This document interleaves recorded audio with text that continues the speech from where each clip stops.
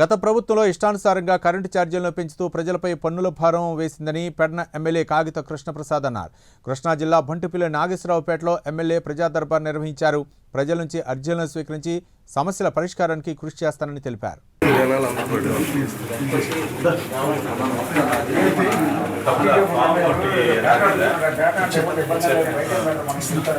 Forms అన్ని మీ దగ్గర పెట్టుకుంటే వచ్చిన ఫస్ట్ కేసు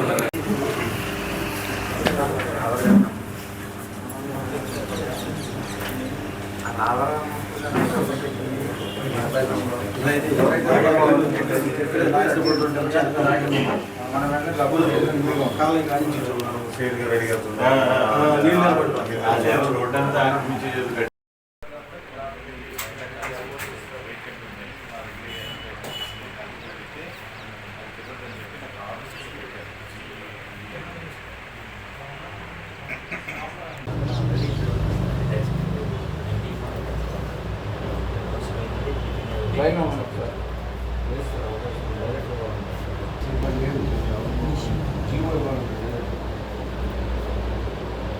చెప్పమ్మా.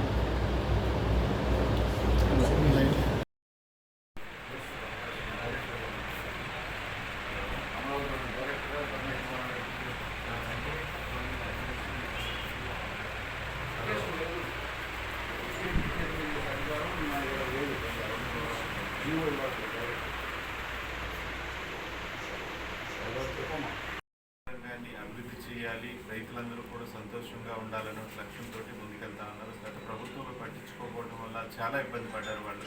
ఈ రోజున లో వోల్టేజ్ ప్రాబ్లం ఉండకూడదన్నటువంటి ఇదితోటి దాన్ని శాంక్షన్ చేయడం జరిగింది. దాన్ని కూడా వర్క్లో స్టార్ట్ చేస్తాను.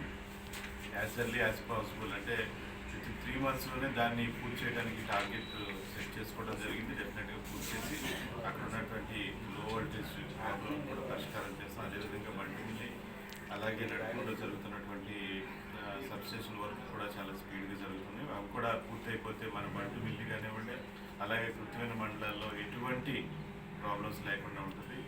ఇప్పుడు చంద్రబాబు నాయుడు గారి అధికారంలో వచ్చిన ఏ రోజు కూడా కరెంట్ ఛార్జీలు అనేది పెంచడం అనేది జరగలేదు. గత ప్రభుత్వం మాత్రం ఇష్టానుసారంగా పెంచి మరి ప్రజల మీద పన్నుల భారం మోపింది. ఈ రోజున చంద్రబాబు నాయుడు గారే ఏవైతే గ్రూప్ ఛార్జెస్ ఉన్నాయో మరి ఆంధ్రప్రదేశ్ ప్రభుత్వమే కూటమి ఏర్పడిన దగ్గర నుంచి కూడా కూటమి ప్రభుత్వం ఆ భారాన్ని మోస్తూ ఉంది. లాస్ట్ టైం కానివ్వండి, మళ్ళీ మొన్న జనవరి 1st నుంచి కానివ్వండి, గ్రూప్ ఛార్జెస్ కూడా మరి మన రాష్ట్ర ప్రభుత్వం బలివేసుకోవడం, చంద్రబాబు నాయుడు గారు ప్రజల మీద ఎటువంటి భారం వేయకూడదని చెప్పడం వల్ల ఈ రోజున ఈ రాష్ట్రాన్ని అభివృద్ధి చేయాలి, ప్రజలందరూ కూడా సంతోషంగా ఉన్న లక్ష్యంతో పనిచేస్తూ ఉన్నారని కూడా మీకు తెలియజేస్తున్నాను. అయితే అనేక రకాలుగా అభివృద్ధి సంక్షేమ కార్యక్రమాలతో చంద్రబాబు నాయుడు గారు, పవన్ కళ్యాణ్ గారు, లోకేష్ బాబు గారు, మరి కేంద్ర ప్రభుత్వంలో ఉన్నటువంటి మోడీ గారి సహకారంతో ఈరోజు రాష్ట్రాన్ని సుభిక్షంగా ఉండాలి, ప్రజలందరూ కూడా ఆనందంగా ఉండాలని చెప్పేసి రాష్ట్రాన్ని అభివృద్ధి బాటలో తీసుకెళ్తా ఉంటే చూసి వారవులైనటువంటి ఈ వైసీపీ ఏదైతే ఉందో ఆ పార్టీకి సంబంధించినటువంటి జగన్మోహన్ రెడ్డి గారు కానివ్వండి, వారి కింద ఉన్నటువంటి నాయకులు కానివ్వండి, వారు చేసినటువంటి గతంలో చేసినటువంటి స్కామ్స్ ఏవైతే ఉన్నాయో అవన్నీ కూడా ఒక్కొక్కటిగా బయటపడతా ఉన్నాయి. ఈ రోజున అందరూ కూడా ఈ రోజున జైలుకి వెళ్ళేటువంటి పరిస్థితి మనం చూస్తాం. సాక్ష్యాధారులతో రెడ్ హ్యాండెడ్గా దొరికిపోయినా కానీ బుకాయిస్తూ ఉన్నారు ఈ రోజున. అదేవిధంగా ముఖ్యంగా ఈరోజు స్కామ్ చేశారంటే ప్రజలకి మనోభావాలు దెబ్బతినే విధంగా వెంకటేశ్వర స్వామికి సంబంధించినటువంటి ప్రసాదం ఏదైతే ఉందో, తిరుమల తిరుపతి ప్రసాదం, ఆ ప్రసాదాన్ని కూడా కల్తీ చేసి ప్రజలకి అందించే విధంగా వాళ్ళు చేయడం చాలా దారుణం. దీన్ని ఖండిస్తూ ఉన్నాం.